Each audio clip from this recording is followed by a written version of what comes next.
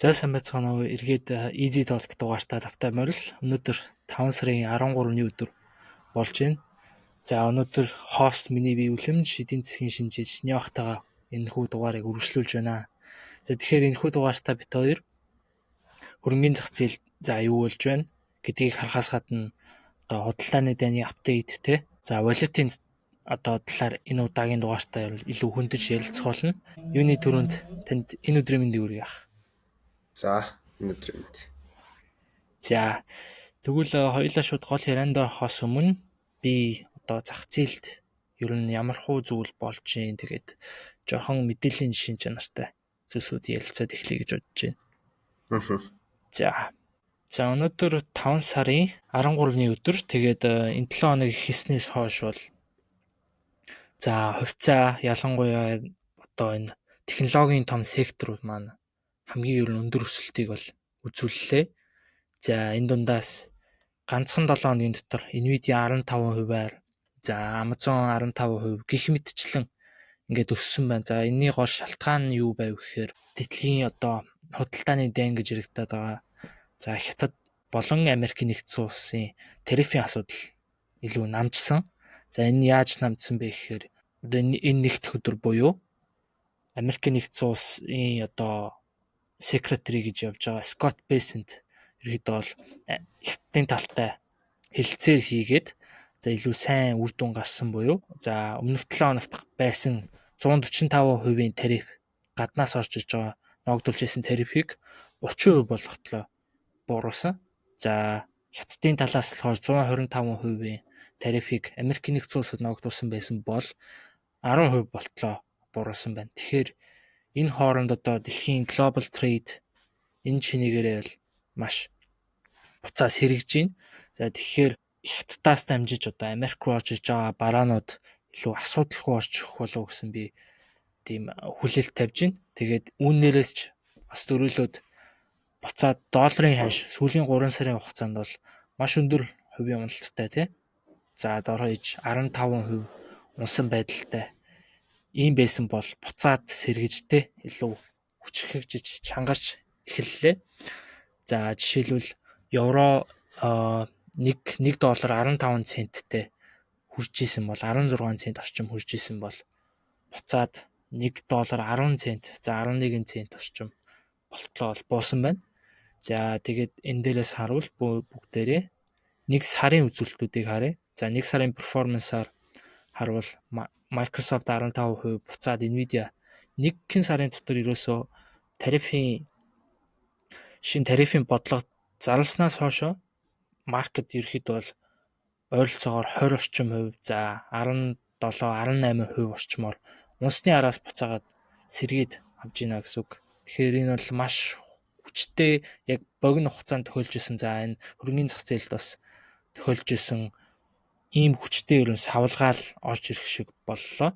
Тэгээд үргэлжлүүлэн харцгаая. За economic calendar байгаа. За биднээс энэ 7 хоногт гарсан economic calendar өнөөдөр гарсан ялангуяа одоо CPI буюу инфляцийн том мэдээ гарсан. За инфляцийн том мэдээ болохоор за гол inflation rate жилийн өмнөхөөс өнөөдрийг хүртэл тооцсноор буюу за энэ дүн нь болохоор 2.3% гарсан.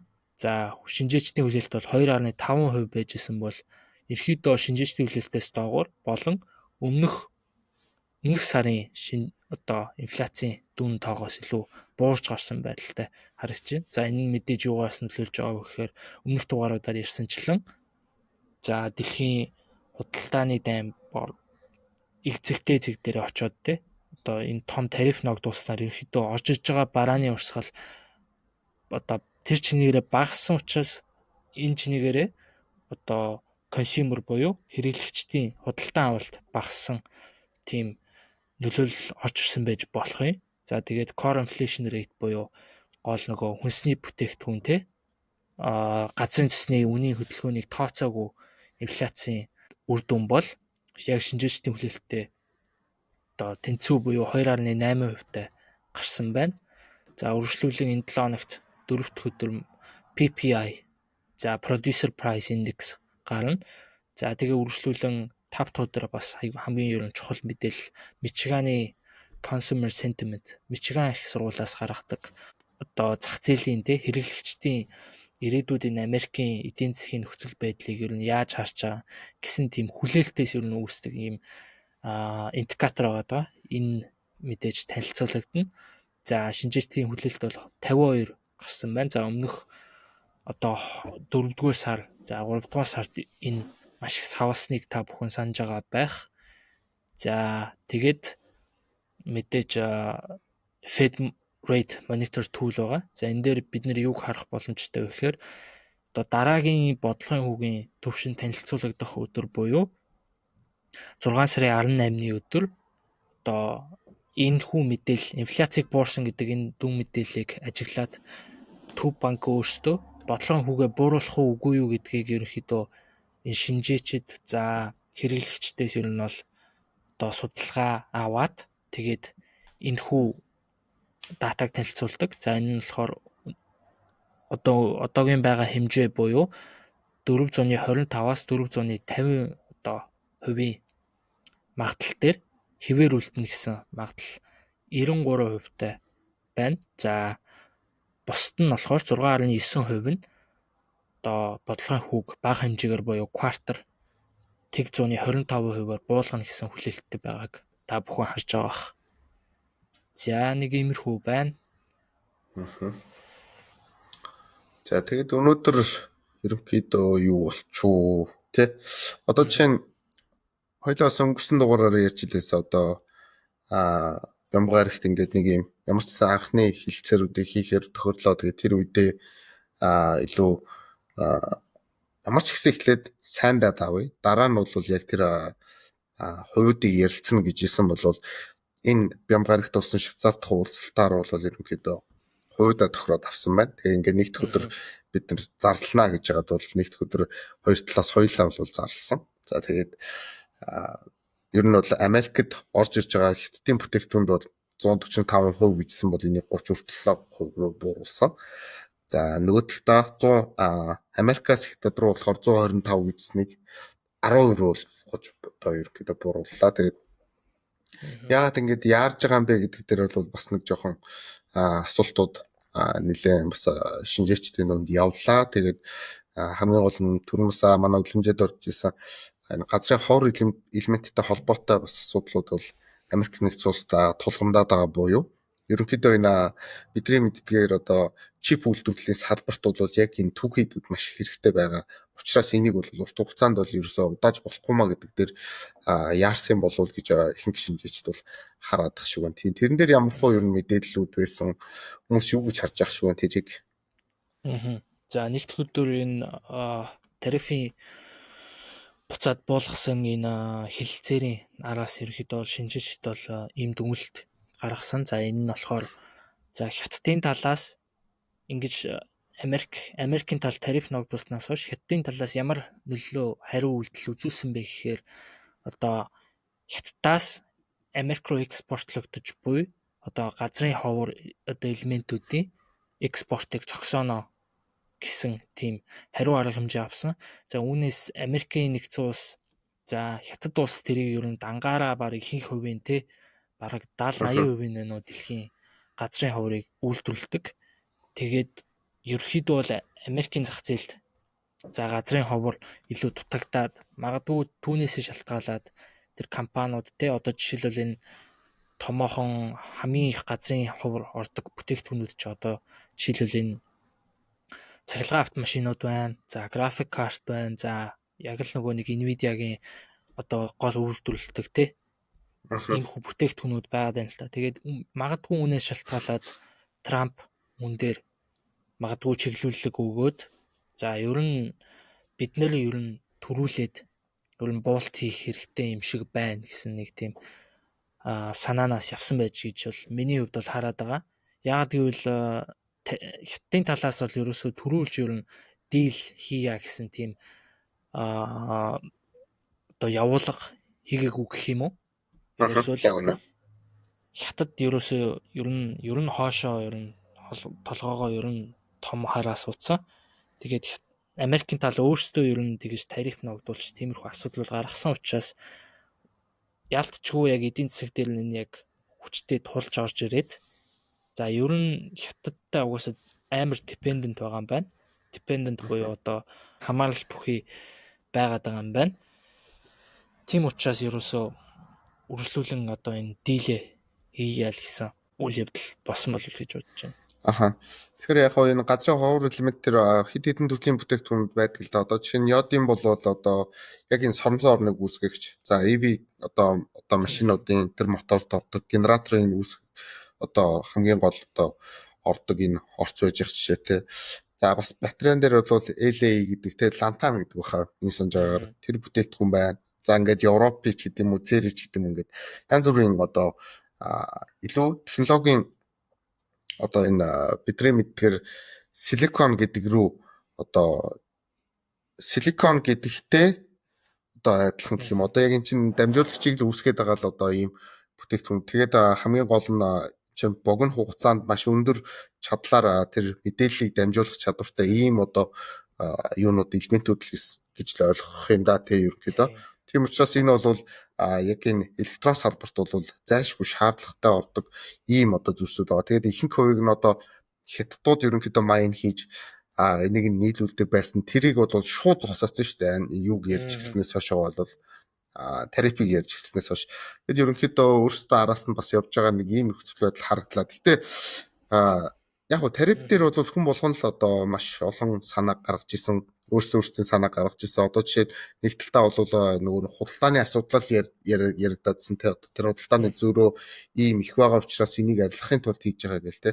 Эсвэл бол нөгөө талтаа бол эдийн засгийг албаар ингэж хөндрүүлээд за нөгөө бондын иргэн санхүүжүүлэх ийм шаардлага үүсэж исэн учраас тэрийг бол бондынхон купоныг бол буулгах одоо гол арга хэрэгсэл болгосон ч гэдэм үү те. Эсвэл бол дотоодын үйлдвэрлэлээ нэмэхийн тулд гээд ингээд маш олон одоо санаанууд байсан. За би бас өөрөө нөгөө долларын индексийг чангаруулахын тулд урт хугацаанд бол энийг чангаруулах алхмыг хийхийн тулд бол ингэж хийж байгаа. Тэр нь болохоор дотоодын үйлдвэрлэлээ сайжруулад ингээд нэгж прайсыг буулгаад тэр прайс бол GDP-г нэмэгдүүлэх одоо ийм алхам юм а гэдэг яг нөгөө макротой холбож тайлбарлаж исэн. За тэгээд тэр нөхцлүүдээс бол ерөнхийдөө за магадгүй жоохон ухарсан ийм нөхцөл харагдчих л да. Гэхдээ яг ухарсан уу гэж хэлэх юм бол бас яг тийм биш. Яагаад тэгэхээр яг тэр худалдааны алдагдал буюу Америк орнчоо нийтдээ 196 оронтой гэдэг баг худалдаа эдгээс 177 дээр нь алдагдaltaй гэдэг ийм одоо дүнтэй явж байгаа байхгүй. Тэгэхээр тэрэн дээр ихэнх орнууд дээрээ 10-20%-ийнхаа татварыг тавиад авсан. Нэгдүгürt. Хоёрдугаарт тэр минимум хөтөлбөрийг ерөнхийдөө зогсоосон буюу Америкийн нэгдсэн улс руу $800 доошогоо бараа бүтээгдэхүүн ямар ч хэмжээтэй тоош хэрэгтэй орж ирсэн тэрийг бол татваргүй оруулдаг байсан. Би нэг яагаад мэдээд байна гэхээр би өөр Америкт нөгөө дэлгүүртэй байсан хүн. Дэлгүүртэй байсан болохоор би Alibaba-гаас дандаа хог цуглуулдаг байсан болохоор миний хогнууд чи хэдэн 100-аар ирдэг гэсэн бохоггүй. Тэгэл тэднэрийг нийлүүлээл нэг хайрцагтай тэр хайрцагт энд бол нэг $600 бараа бүтээгдэхүүн байгаа гэхэд татваргүй ордог гэсэн. За энэ хамгийн гол концептыг ерөнхийдөө зогсоож байгаа нь юу юм гэхээр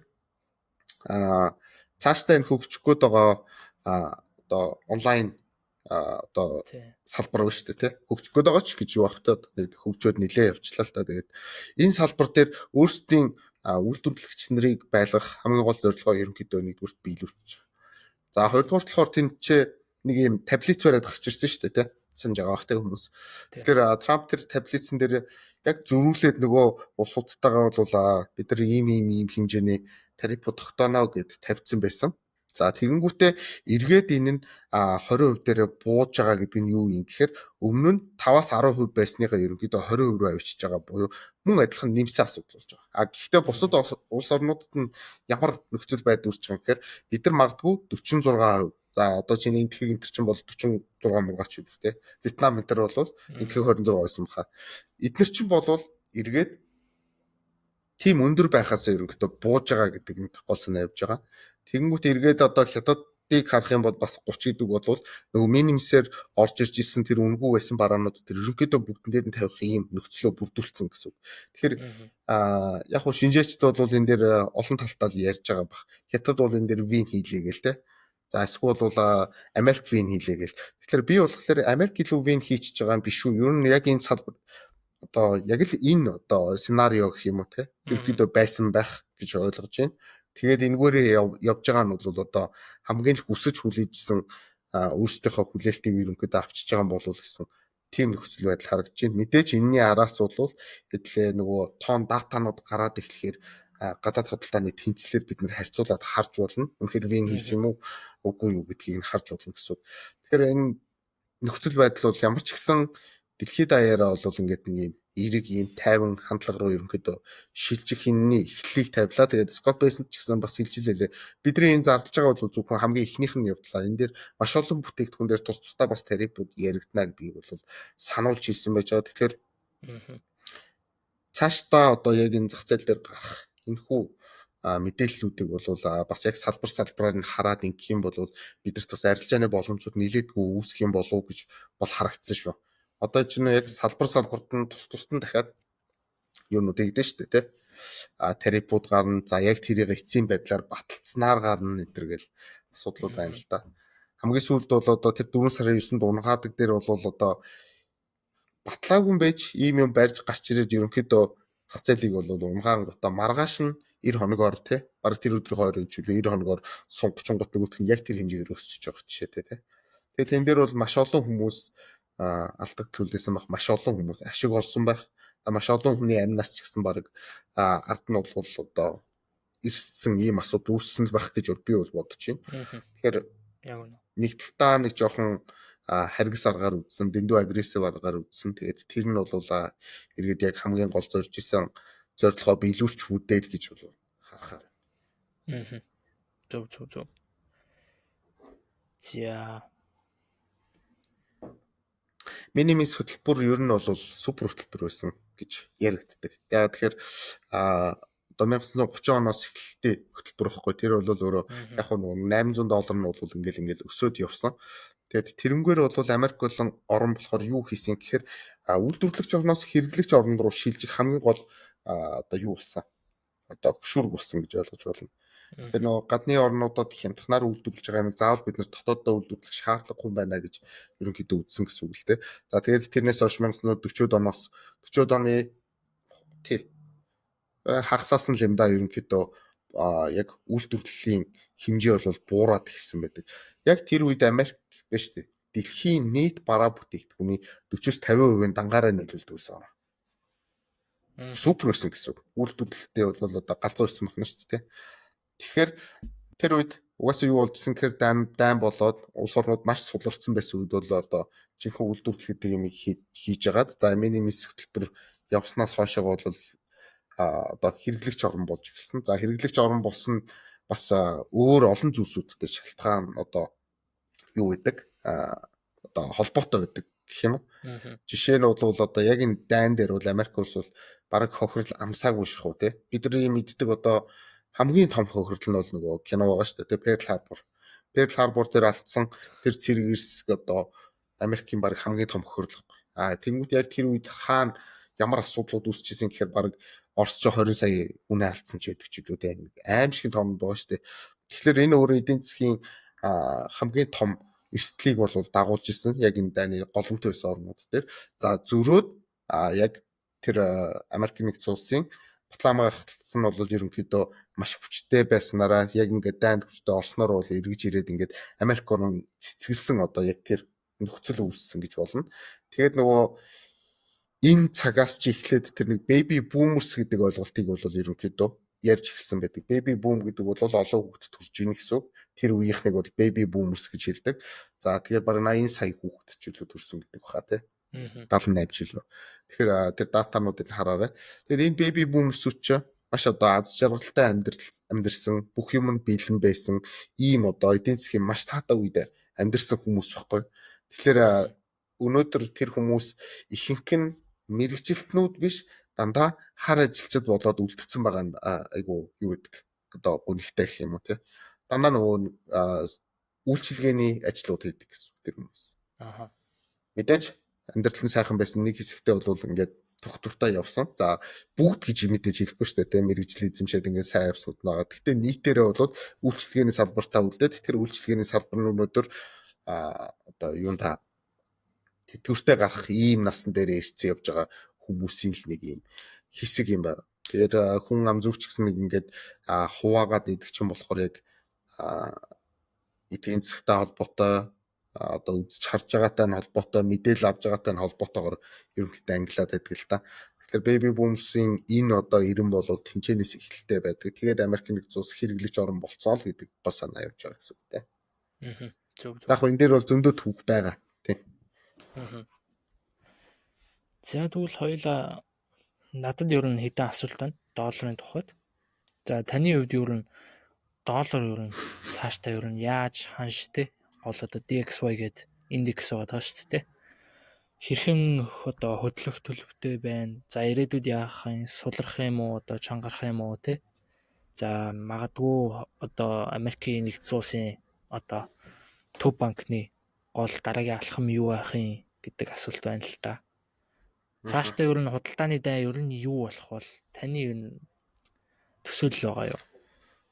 Яг худалдааны дайн дээр бол би нэг тийм одоо би энэ тэнд нэлээд л бас ярьсан. Одоо чи нэг телевиз дээр бол 2-3 ярилцлаганд орсон. За ганц нэг подкастнууд дээр хэлсэн. Ингээд түүхэн бол нэг 4-5 газар бол худалдааны дайн бол нэг тийм амар сүртэй байгаа л цаашдаа ингээл хэдэн жилээр эдийн засгийг ингээл хямруулаад ийм байна гэдгийг бол ерөөсөө итгэхгүй байсан гэсэн үг.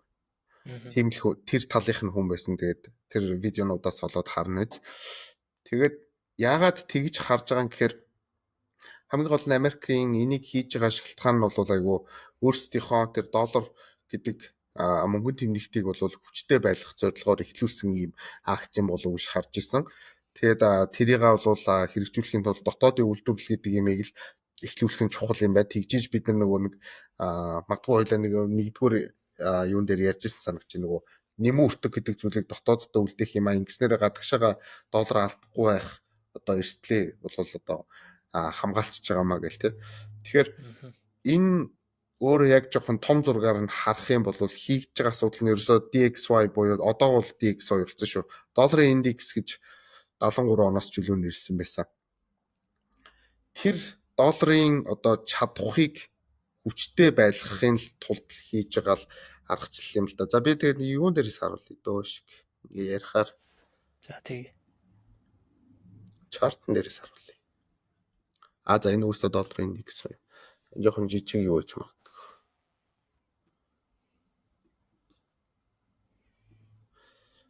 За энэ бүр жижигхэн чарт нөгөө. Жижиг гэдэг нь нөгөө хугацааг нь хэлээд байгаа шүү. За 2008 оноос тий. Яг энэ хэсгээс бол өссөн байдаг. За энэ бол нөгөө Bush-тэй холбоотой, дантай холбоотойгоор бол долларын индекс өссөн байна. Эндээс. За энэ бас дутуу чартаа. Эн чинь бол ийм байдаг гэсэн үг. Одоо хэдүүлээ энэ чартуудыг уг нь бол бүтэн олж үзэх юм бол 1920-ад оноос хойшоо ийм нөхцөл явж байгаа гэсэн үг. Долларын индекс дээр. Долларын индекс гэж бас яг хэлэхээр болохгүй гоо. Долларын үнэлгээл гэдгээр явахгүй бол долларын индекс чинь зөвхөн major 6 currency-тэй харьцаж байгаа харьцааны индекс байхгүй. Тэгэхээр нэг ийм нөхцөл байгаа гэдгийг бол ойлгох хэрэгтэй. Одоо ингэж унж исэн гэсэн үг ерөнхийдөө долларын одоо чадвар тий. Тэгэхээр энэ унж байгаа нь өөрөө тэгэд үргэлжлээ доошо байгаад ах юм бол энэ улсын чинь ирээдүйн өөрөө маш хэцүү байдалд орох байхгүй. Доллар нь өөрөө хүчгүй байх юм бол тэр резерв гэдэг зүйлийг бол буюу нөөц гэдэг зүйлийг бол одоо биелүүлж чадахгүй. Тийм учраас энийг бол юу хийхин тулд хамгаалахын тулд бол ялчгүй нэг юм акцууд гаргаад явах хэрэгтэй байсан. За энэний эхлэл бол тэр 2016 онд Трамп гарч ирээд ингэж явж байгаа 18 оноос эхэлсэн асуудал юм шүү дээ. Уг нь бол тий. Тэгээд даанч ковид болоод тэгээд ковидосоо болоод юу Байден сонгогдоод ингээд дараагийн асуудлууд явцсан болохоос шүү. Тэгээд 2000 онд болох ёстой байсан нөхцөл байдал өнөөдөр үүсээд байгаа л нэг ийм л нөхцөл байгаа. Тэгэхээр долларын индекс бол цаашдаа зүгээр бид нар нэг ийм юугаар харах юм бол энэ тренд эргэж байгаа гэдгийг л хармаар байгаа. За тэр нь бол одоо юу гэдэг бидний баг нас заримын нас хүрэхгүй асуудалч байж магадгүй. Тэгэхээр доллар нэг тийм одоо ингээд л унчхаарч юмшгээр ингээд хүмүүсийн яриад байгаатай би ерөөсөө санал хэлдэг. Тэгээд зарим хүмүүс бас ойлгодгүй юм байлээ. Би ганц нэг яриан дээр ингээд яг хөө энэ БРИКС-ийн холбоо ингээ холбоодууд үүсээд байгаа. Тэр нь бол долларын одоо энэ reserve currency буюу dominance-ыг ерөнхийдөө тасан зогсоох үйлдэл юм энэ төр гэд ярингууд би бол долларыг уннаа гэж ярьж байгаа гэж ойлгоод байна гэсэн. Тэгэхээр би ерөөсөө тэгж яриаггүй. Доллартай тэмцээд байгаа нь өөрөө амжилтыг яг олох уу гэдгийг бол одоохондоо бол мэдэхгүй байна. Яагаад мэдэхгүй байна гэхлээр улс орны бүх нөөцүүд дандаа доллар дээр явж байгаа. Гадаад худалдааны бүх асуудлууд доллар дээр явж байгаа. За 1973 онд хийгдсэн Сауди Арабиас Америктэй нийлж хийсэн тэр петродоллар гэдэг ойлголт бас юу юм дээр явж байгаа. Доллар дээр явж байгаа. Петродоллар юу юм гэхээр бид нэр цаашдаа дандаа л газрын тосыг доллараар зарнаа л гэдэг юу байхгүй тий.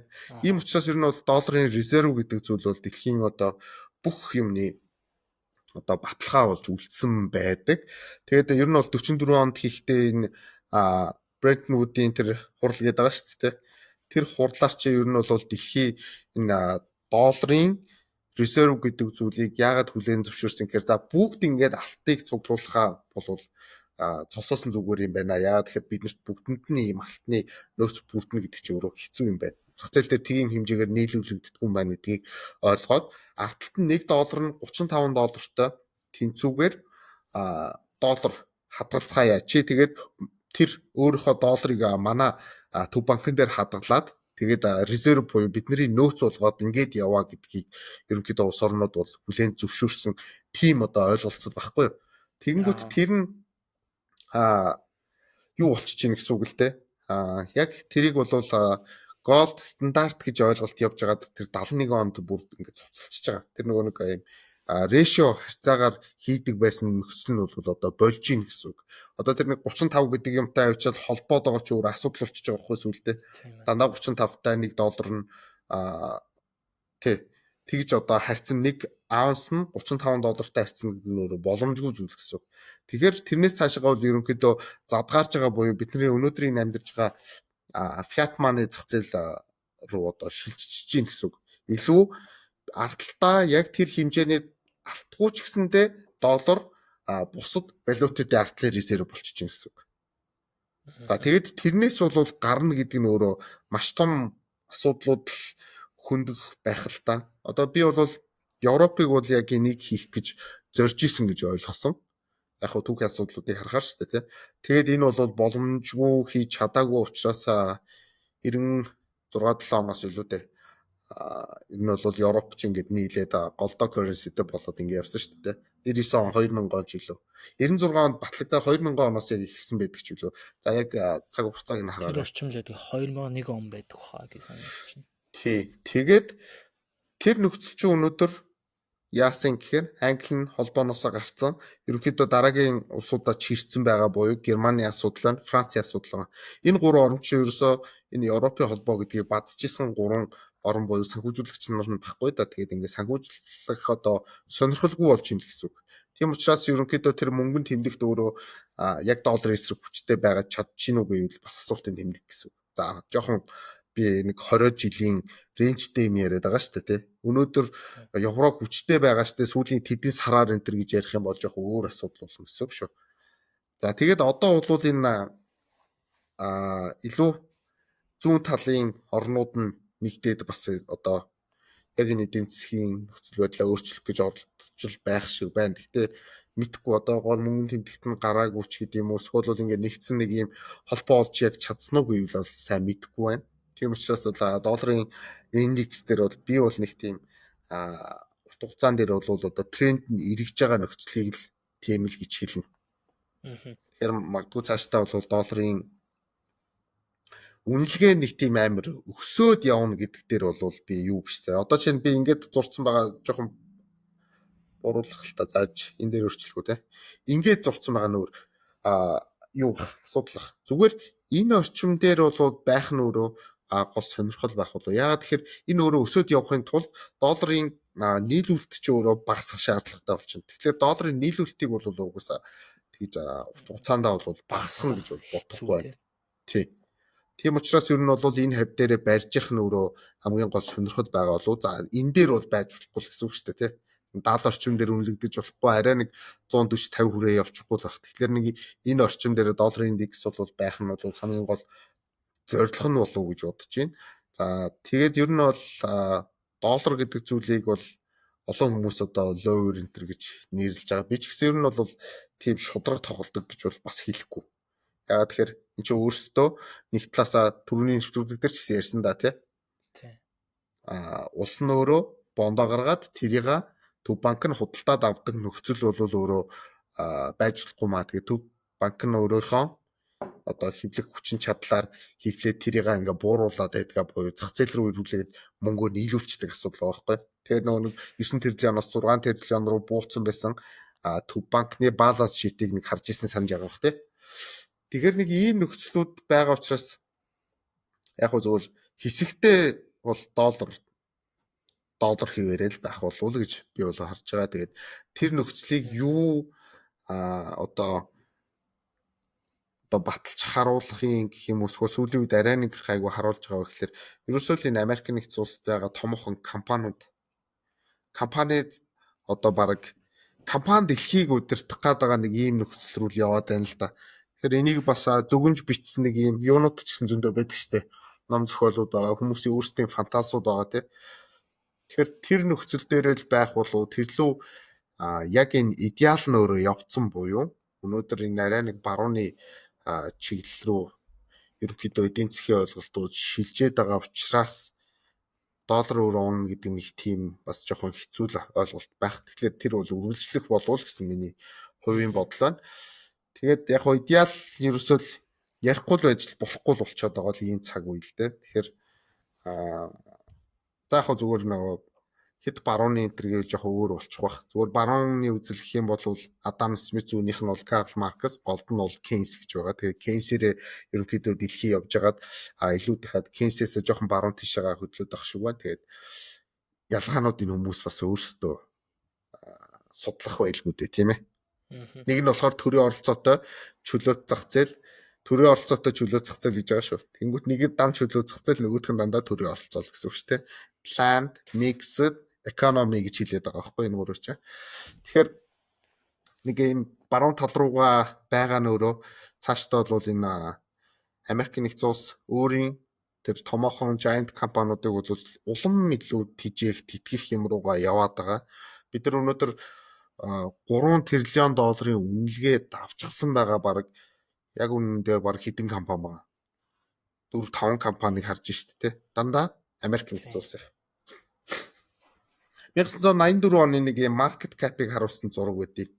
Тэр зурган дээр юу байдаг вэ гэхээр дэлхийн топ 10 компани 8 нь Япон компани байдаг байхгүй.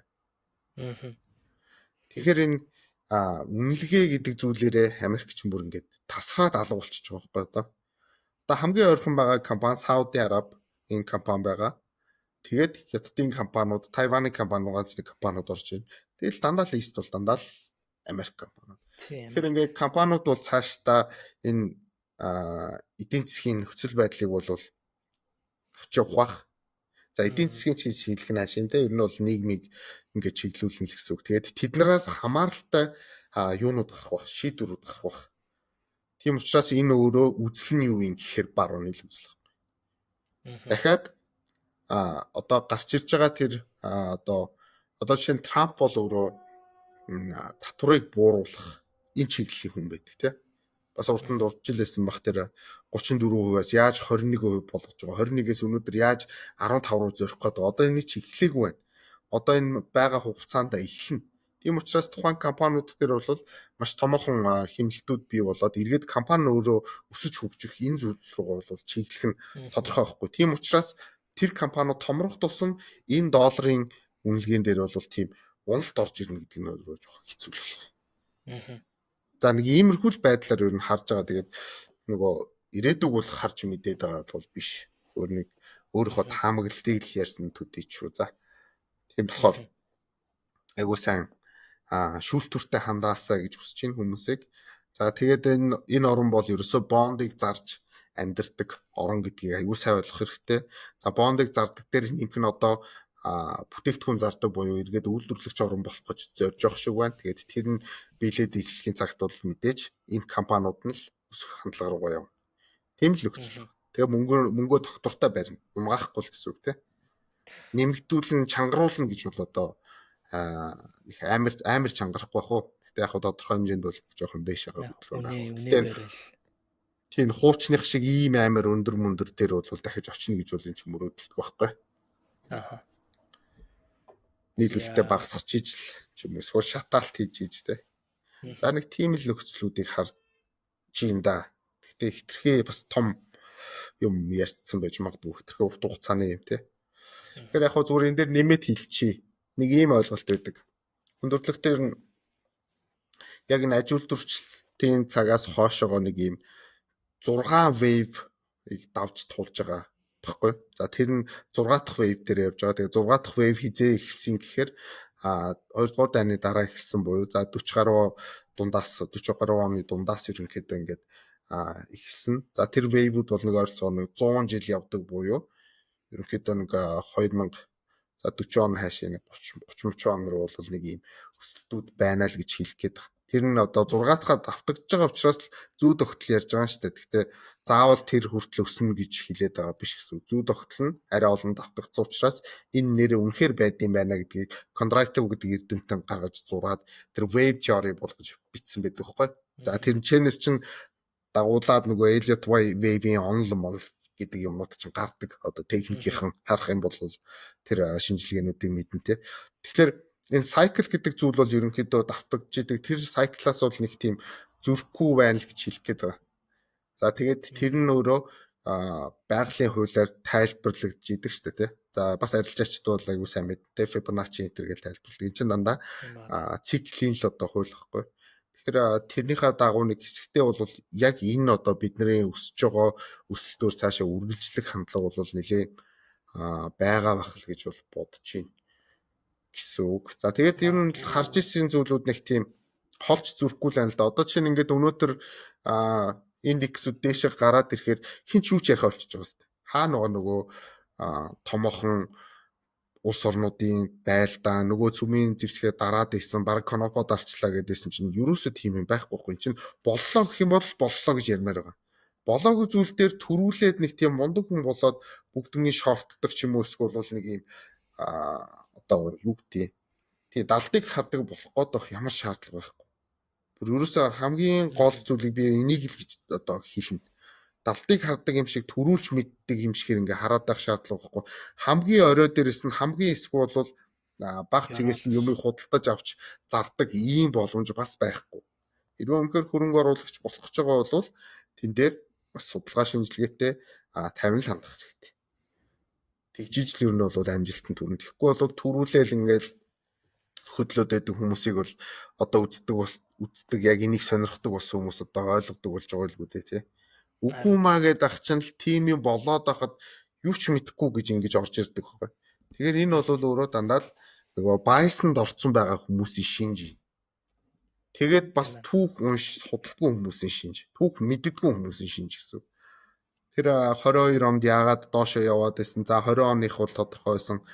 Тэр өмнөх 78 оны, 2000 оны, 2008 оны асуудлууд яригдчихсэн. Тэд нар чинь бүгд өөрсдөө нэг нэршилтэй recession, financial crisis гэдэг ингээд ийм зүйлсүүд баггүй. Recession гэдэг зүйл дээр бол бид нар нэг 20 орчим хувийг хүлээхэд бол болж байгаа юм л.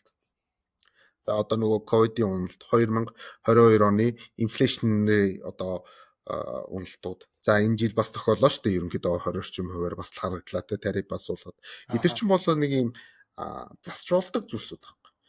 Нөгөөдөл нь болохоор юу юм гэхээр системийн алдаанууд баггүй. 2008 оных бол системийн алдаа.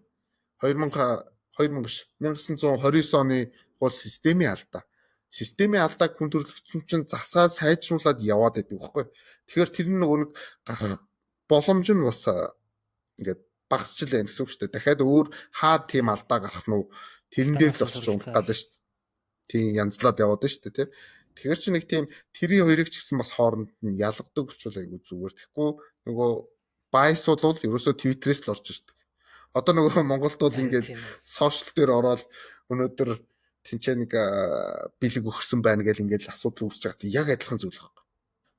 Бид нар юмд ерөөсөө яг тэгж хандаад байдаг болохоор тэрнийхээ дагуу өөртөө ашиглуулж байгаа л асуудал. Тийм учраас бол bias-нд нэг тийм ороод авах шаардлага байхгүй. Bias-тай юмыг ярьж байгаа хүнийг сонсоод авах шаардлага байхгүй. Одоо ер нь бол тийм биш болчлоо. За тэгэл эргээл яг ингээд улс төр мөр дээр харах юм бол ч гэсэн ер нь бол тийм штэ. Pop продогоо нөхдүүдийн попыг бол хараад ялгадаг болчихж байгаа байх. Дахиад энэ тоонуудын сонсоод за энэ худлаа арайч цэнэггүй залж ин да гэдгийг бол мэддэг болж байгаа байх тий. Цэнэггүй зална шүү дээ. Ер нь бол улс төрчид энэ төр чинь 400 сая жуулчин гэж ярьж байгаа жишээтэй тий. Эсвэл бол 44 их 80 төгрөгийн татвар орж ирэх ёстой байсан гэж ярьж байгаа жишээтэй. Энд чинь цэнэггүй ярьж байгаа байх. Ямар ч ойлголтгүй, ямар ч юмны юм хинжээгөө дураараа яриад байна гэсэн. Зүгээр баг нэг тийм бүдүүн баг тооцоо хийж орж ирээл тий. Тэгэхээр иймэрхүү нөхцлүүдээс бол ерөнхийдөө айл бол холдооч одоо сайхан энэ тайван гоё үзээч энэ зах зээл чи өгөөж өгдгөөрөө л өгнөө. Тэрийг нь өгөхгүй болохыг нь магадгүй бид нар үзэхгүй байхаа гэж хэлгээд байхгүй юу.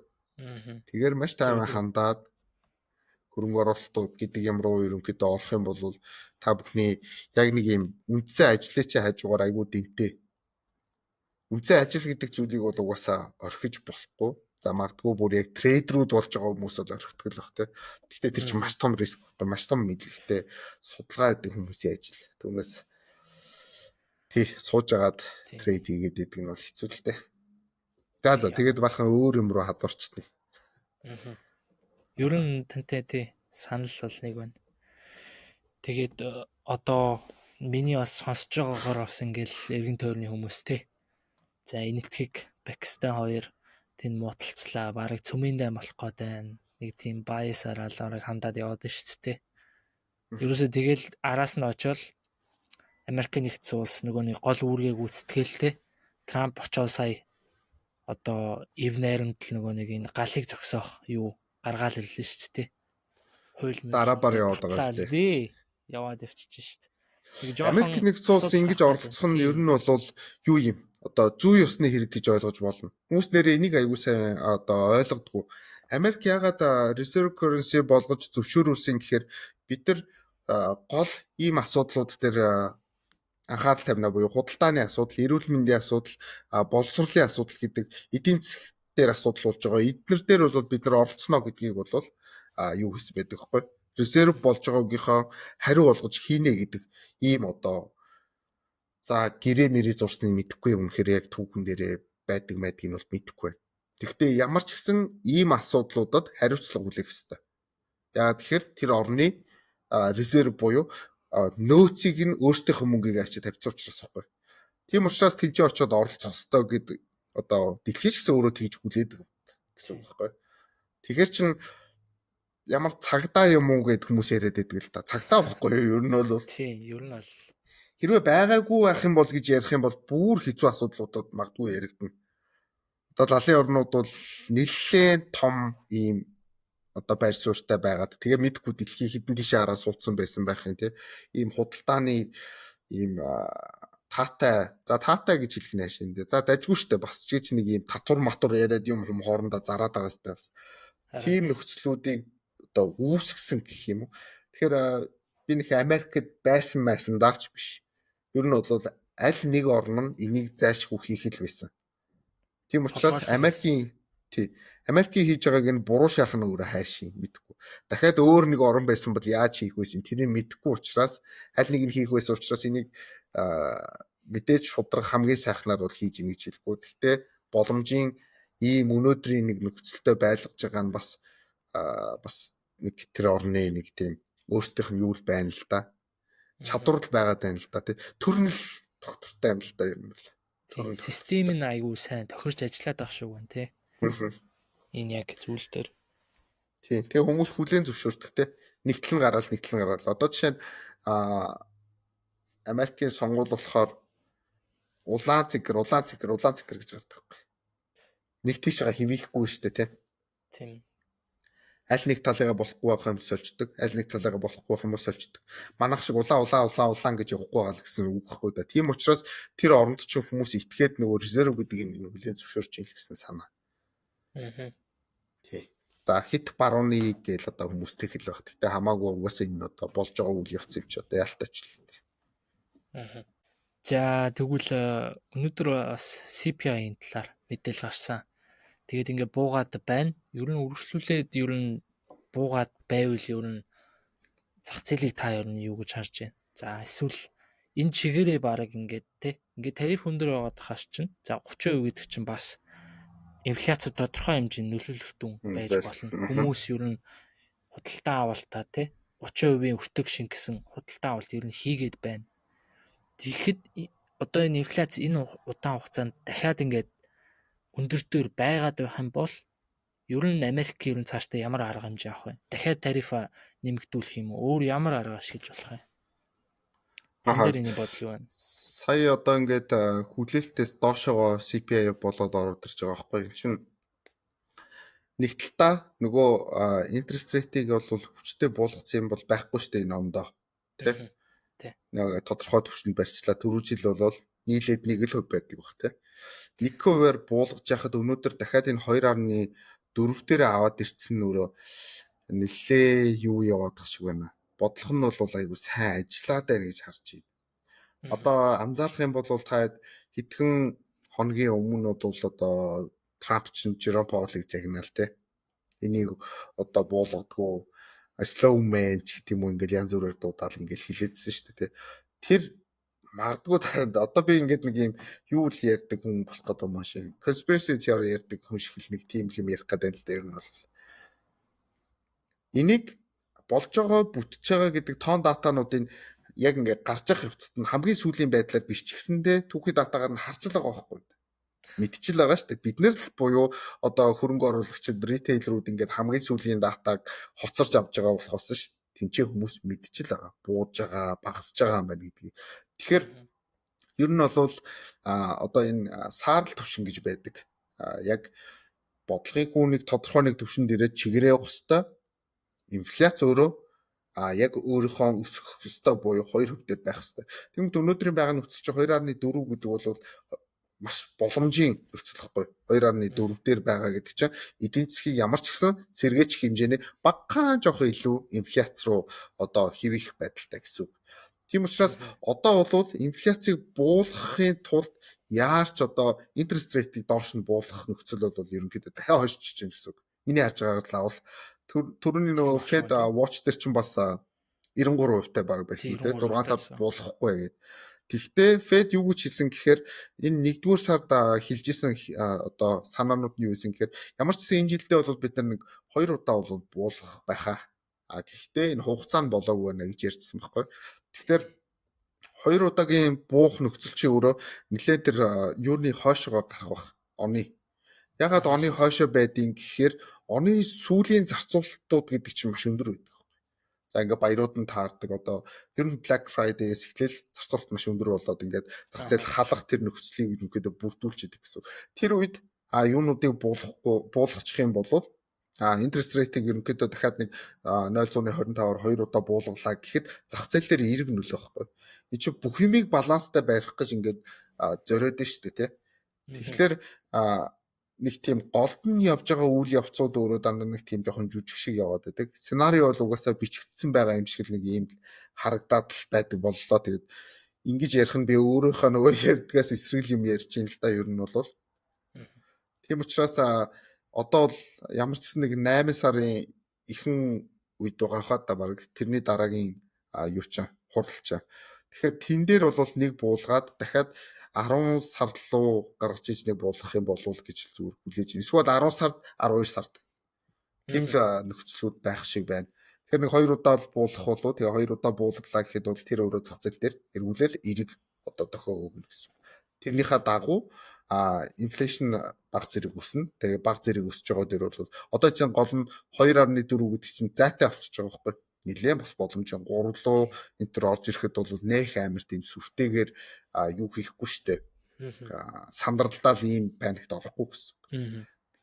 Тэгэхээр тэр 9 сарны 1-ээс бууж байгаа нь бол маш хурдтай бууцсан учраас айгүй сайн төвшөнд очсон болов уу гэж хараад шүү дээ. За Core CPI буюу одоо хүнсний бараа бүтээгдэхүүн болон түлшний одоо энэ хөдөлгөөнөөс бусдаар тооцож байгаа инфляц байгаа. 2.8% дээр байгаа. Бас Fed бас энийг бас 2% дээр авчих зорилготой юу? Энэ хоёр чинь бас аюу ер нь зөрүүтэй болох шүү дээ. 2.8, 2.4. Тэгээ ер нь ингэж хөдлөөд core inflation дандаа жоохон өндөр байдаг. Яа тэгэхээр тэр нөгөө нэг нийт жин өөрөө арай их гэсэн үг. Одоо food болон energy секторыг ерөнхийдөө хасж байгаа тооцохоор өөр тийчээ transportation юу гэдэг тийм ингээл өвчнөө олон үйлчлэгээний салбар малбар гэдэг юмуд байгаа шүү дээ. Тэгэхээр илүү юм том байдаг учраас арай илүү өндөр байна гэж үздэг. Нөгөө energy болон хоолчин болохоор ингээд саваад идэг байхгүй. Нөгөөдөл нь доктортой байдаг гэсэн. Одоо бид нар ч гэсэн ер нь амьдрал дээр харах юм бол яг энийг мэдэн штэ. Одоо жишээ нь талхны үн өсөх, тэнцээ үсээ засуулах үн өсөх хоёрын хоорондох корреляцийг харах юм бол талхны үн нь бол хамаагүй илүү хурд хөдөлгөөнтэй байна. Үс засах нь бол өссөн ч гэсэн юу гэдэг заахын жоохон том хэмжээгээр өсдөг гэж магадгүй. Гэхдээ тэр одоо давтамж нь бага гэсэн. Тийм учраас энэ хоёрыг ерөнхийдөө салгаж иж хаддаг. Core inflation-ыг бол яг Gray-г бол 2.5 байдаг гэдгийг зөвхөн хүн бичсэн байсан. Гэхдээ тэр яг хамгийн сүүлийн тоо биш шүү. Тийм байх хэвээр тэрийг зорддог гэдэг дээр бол core inflation-ыг бол тэд байх хэвээр гэж санахгүй байна. Тийм дата байдаг гэж магадгүй. Гэхдээ би нэг хүний артикл дээрээс 2.5-ыг зорд юм а гэж бичсэн байсныг уншаад ер нь бол зөвхөн inflation rate-аас бол 1.5-аар бол илүү байд юм байна гэж харж ирсэн. Зөв. Тэгээд ер нь дараа сараас за одоо ингээд дэлхийн худалдаа эрчимжээд эхлэхээр яалтчгүй за одоо түгээлтийн буюу одоо transportation салбар угаасаа яалтчгүй эрчимжээд эхлэн. Тэгээд энэ дээрээ дагсан одоо энэ түлшний зарцуулалт нэмэгдэж эхэлнэ. За үүнийгээ дагаад магадгүй баг одоо oil өнөөдрийн байдлаар $63 төрсөн байна. Өмнөх 7 хоногт ярьжсэнчлээ.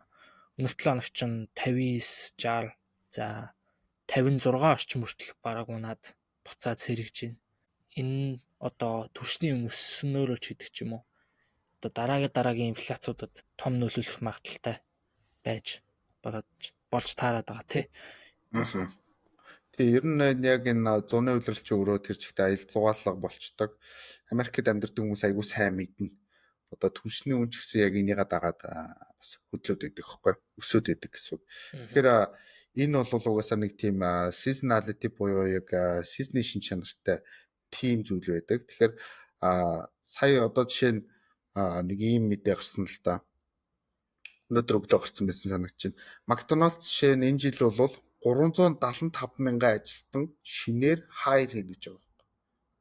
Энэ өөрөө юунд бэлдэж байгаа юм гэхээр энэ зуны том урсгалд бэлдэж штэ. Тэгээ чинь нэгдүгээр дотоодын аялал жуулчлал маш өндөр хөгжсөн орон. Нэг одоо стейтэд байдаг хүн бол нөгөө стейт рүү ингээ аялах, гэр бүлээр аялах энэ нөхцөл бүрдэж байгаа. За хоёрдугаарт болохоор энийг дагаад бүх салбар дээр томоохон хөдөлгөөнүүд орж ирдэг. Тэр нь одоо зочлох үйлчилгээний ч юм уу те. За жишээ нь Airbnb л ихгүй. Одоо Airbnb бол маш их хэрэглэлтэй болно гэсэн санаа шүү дээ. За эсвэл бол одоо энэ юуны хоол үйлдвэрлэлийн салбар бол тэр чигтээ ингээд бас энийгээ дагаад өснө. За гаднаас жуулчид өснө, ихснэ. Ингээд нөхцлүүд нь бол өөрөө зах зээлийг дандаа л юм томруулах нөхцөл рүү орж ийн гэсэн үг. Тэрийг нь бүр одоо юун зарлж явах жишээ нэ те. Хөдөлмөрийн яамны хүн ингээд зарлж ил байлээ л те. 375 мянган ажилт авч байгаа нь энэ бол урт тоочд байгаагүй хамгийн том юу гэж байгаа байхгүй хайр хийх юм одоо төлөвлөгөө гаргасан McDonald's гэдэг. Тэгээ нэг хэсэг бол McDonald's дээр ч бас одоо хүмүүс ажиллах гэж олддгүй байсан юм уу байна штэ. Цагийн $20 хайр хийгээд ажилчид байдгүй ч юм уу те. Тэгэхээр 375 мянгаыг бол ер нь хаанаас цуглуулдаг гэхээр Америк нэгдсэн улс юунаас л авчт юм дөө. Олон улсын оюутнуудыг цуглуулчихдээ. Одоо J1 гэдэг нэг хөтөлбөр байдаг те. Монголд бол work and travel гэж хэлээд байх шиг байна. Хэлээд байх шиг байна гэж хэлдэг. Тэгээд тэр хөтөлбөр өөрөө яг энэ зуны улиралд Америк нэгдсэн улстай хүмүүсийг ерөнхийдөө танилцуулна гэдэг хөтөлбөр боловч үндсэн гол одоо энэ сизнийхаа үеэр бол хамгийн гол одоо жингээ ерөнхийдөө авах одоо ийм боломжийг олгодог. Тэгээд энийг дагсан эдийн засгийн маш хурдтай одоо идэвхжил үүснэ. Тэгээд бусад бүх салбартаа нөлөөлнө. Эдгээр компаниудын ашиг орлого нэмэгдэнэ. Ашиг орлого нэмэгдэхээр эргээл нөгөө цикл рүү орчиж байгаа шүү дээ. Тэгэл инфляшн бол баг зэргээр угаасаа л өсөх нь бараг л тодорхой зүйл. Энэ яг түрүү жил чи санаж байвал хоёулаа нөгөө өглөөний нэвтрүүлэг хийдэг байхад Европын холбоон дээр айгүй тод ажиглагдчихсан. Яг Европ болвол юунда бэлдээд, зундаа бэлдээд энэ юунуудыг бодлогын асуудлуудыг айгүй сайн хийсэн байхгүй.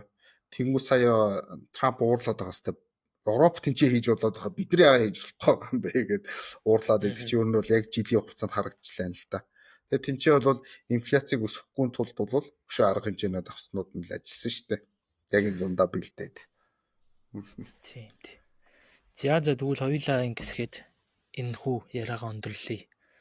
Дараагийн сэдвүүд илүү сонирхолтой, илүү өгөөжтэй, илүү одоо альтернатив тийм сонирхолтой содон сэдвүүдийг авч ярилцгаулна. За энэ дугаарыг турш хамт байсан үзэгчдтэй баярлалаа. Дараагийн дугаараар уулзтлаа. Түр баяртай. За баярлалаа. За баярлалаа.